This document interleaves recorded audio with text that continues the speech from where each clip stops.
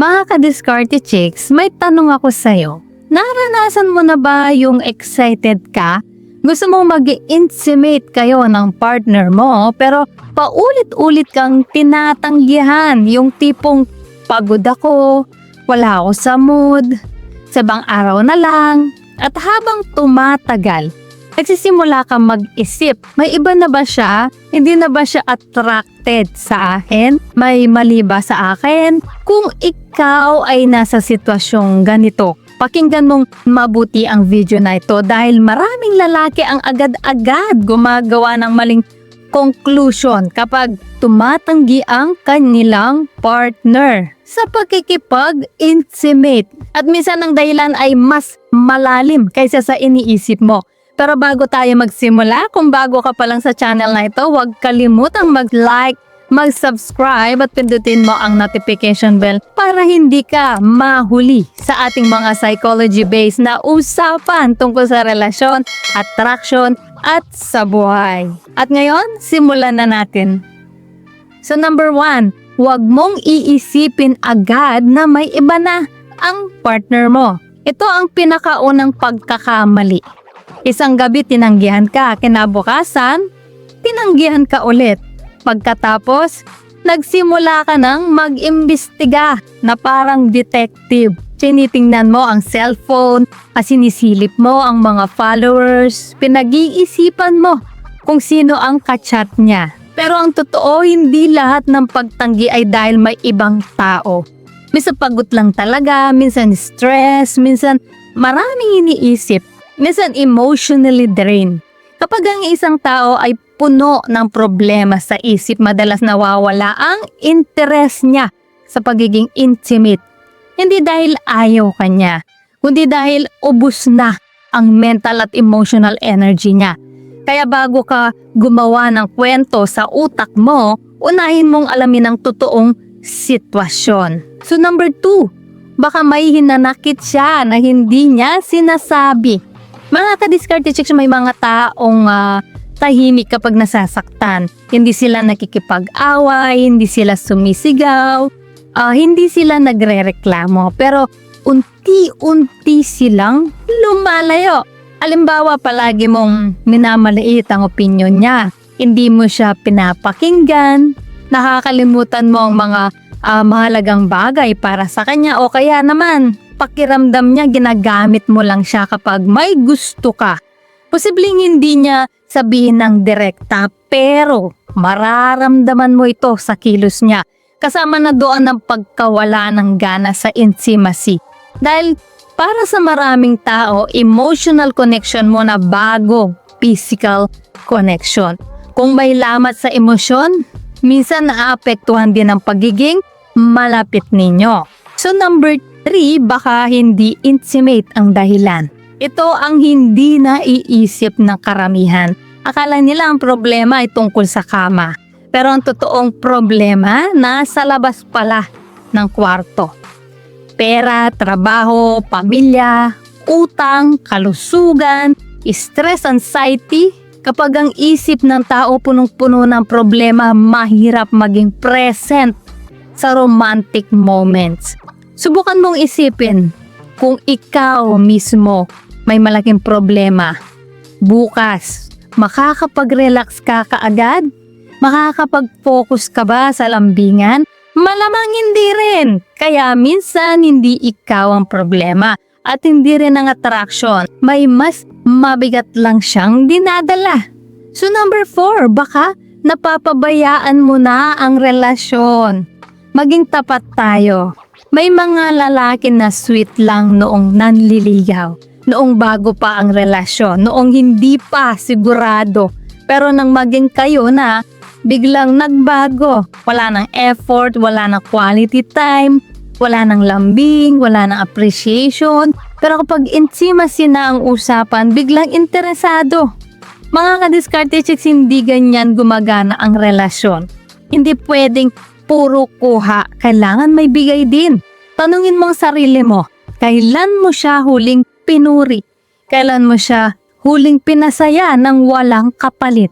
Kailan mo siya huling pinakinggan? Dahil minsan, Ang nawawala ay hindi attraction kundi connection. So number 5, huwag kang magmukhang nagmamakaawa. Ito ang delikado kapag paulit-ulit kang tinanggihan. Normal na masaktan, normal na malungkot, pero huwag mo nga hayaang mauwi ito sa pamimilit o emotional blackmail. Yung tipong, hindi mo na ba ako mahal?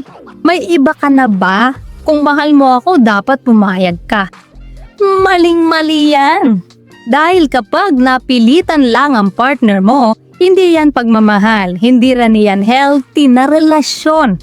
Mas lalo lamang lalayo ang loob niya, mas lalo siyang mawawala ng gana. So, number 6, kailangan ninyong mag-usap. Alam ninyo kung ano ang problema sa maraming relasyon. Hindi kakulangan sa pagmamahal, kundi kakulangan sa komunikasyon. Pareho kayong may iniisip, pareho kayong may hinanakit, pareho kayong may tanong, pero walang nagsasalita.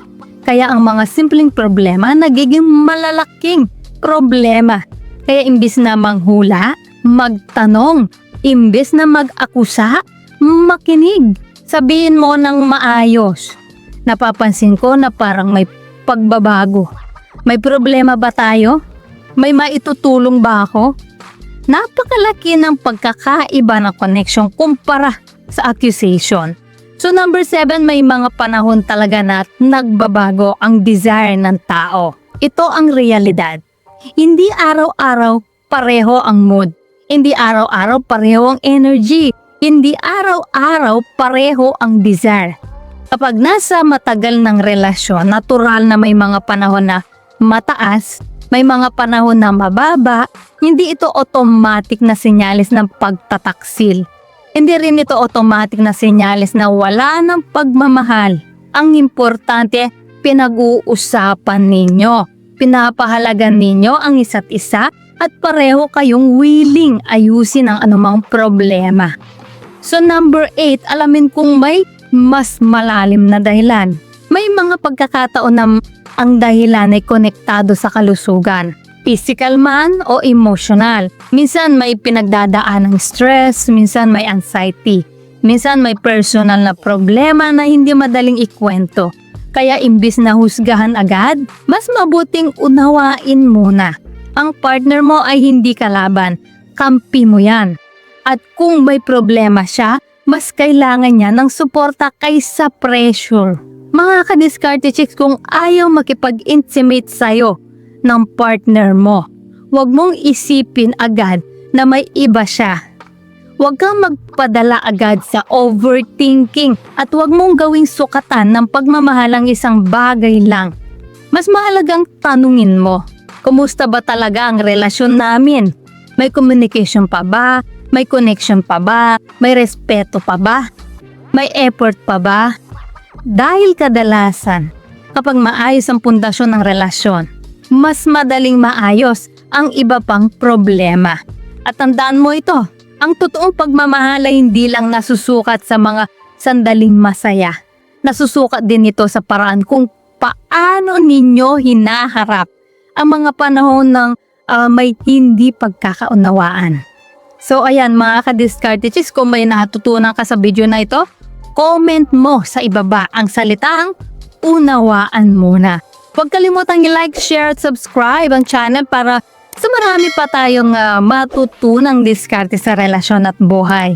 At syempre bago tayo matapos, shoutout muna sa ating mga masugid na taga-suporta na sina Ronel Saklay watching from Leyte, Marfe Galaron watching from Saudi, Boy Solo watching from Abu Dhabi, Aldwin Lumungsod always watching from Basak Pardo, Cebu City, Benjin Labriaga watching from El Nido, Palawan, Edmar Eblada watching in Tagum City, Davao de Oro, Kenneth Arthur Indencia ng Davao, Crisilogo Menardo ng Batanes, Fernando Abdul ng San Pedro, Laguna at kay Romel Jaspe taga Rizal Rizal. Guys, maraming salamat po sa suporta at panonood mga ka-Diskarte Chicks. Dahil po sa inyo, patuloy at lalo po akong ginaganaan gumawa ng mga content na makakatulong at makakaaliw. At para naman po sa mga hindi pa na siya shoutout, gusto mo ma-shoutout sa next video, i-comment lang ang hashtag ka-Diskarte Chicks at sabihin ko nung topic ang gusto mo pag-usapan natin next.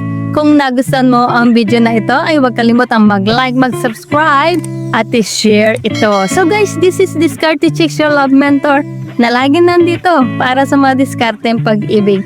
Kita-kits sa next video. Maraming salamat sa panonood. Ingat kayo palagi. Let's spread love.